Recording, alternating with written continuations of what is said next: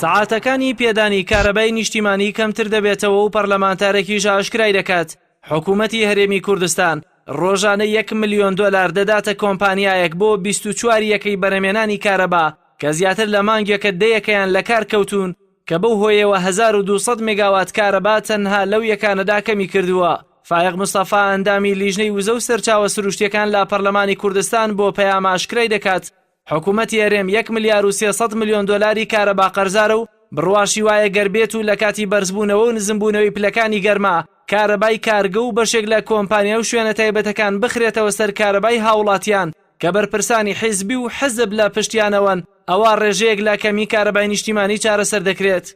ئەو مەبەستەی کە لە پشتی دابینکردنی کارەبا بووە زیاتر مەبەستێک بۆ بازرگانیکردن و گواستنەوەی سەرۆت و سامان و داهاتی گشتی لە قاسەیەکەوە کە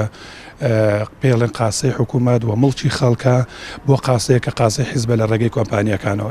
دەیەکە لە وێزگەکانی بەرهەمهێنانی سەرەکی کە کۆمپانیای ماس گلۆباڵە لە کار کەوتون کە کۆی بەرهەمهێنانی 1200 مێگاواتە هەر لەو کاتەدا کە ئەو یەکانە لە ئیشدانین بە نمونە ئێستا کە باسم کردەیەکە لە ئیشدانیا کۆی بەرهەمەکان 1200 مێگاواتە ئەوە لە ئیشدانیا و سوودی یەک گڵۆپی لێ نابینرێ لەلایەن هاوڵاتیانەوە بەڵام لەو لاشەوە لە داهاتی گشتی ڕۆژانە 1 ملیۆن دۆلار واتە لە مانگێکدا 30 ملیۆن دۆلار واتە 3000 دەفتەر لەسەر حکوومەت حسابە کە بێبیدا بەو کۆمپانیای لە جیاتی ئەو کارەبایی کە نییە و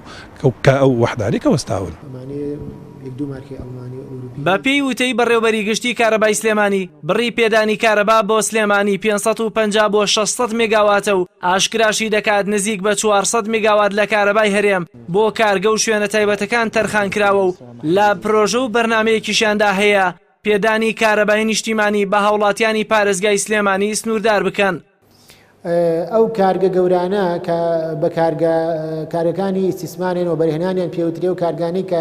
زۆرترین کەوتۆتە پارێزگای سلێمانی و لە ناوچەی بازیانن کە لە کارگە چیمەنتۆ گەورەکان و کارگەی ئاسنە کە چەند کارگێکی ئاسنی گەورەمان هەیە لە سنوورە ئەم کارگانە لەسەر حسەی هەموو هەرێمواتە ئەگەر کارەبا هەرچەندێکی تاج کرێ لە هەرێمە بەشێکی جاکرێتەوە بۆ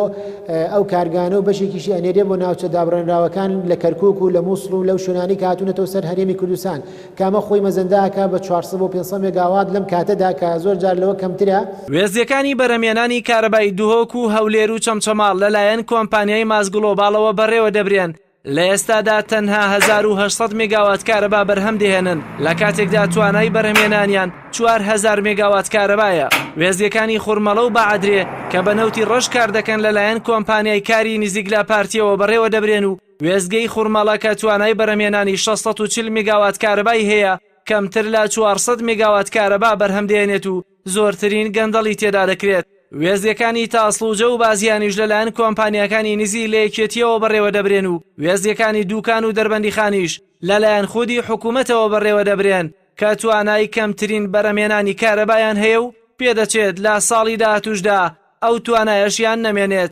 جەلال محەممەد، کەناڵی ئاسمانی پەیام، سلێمانی.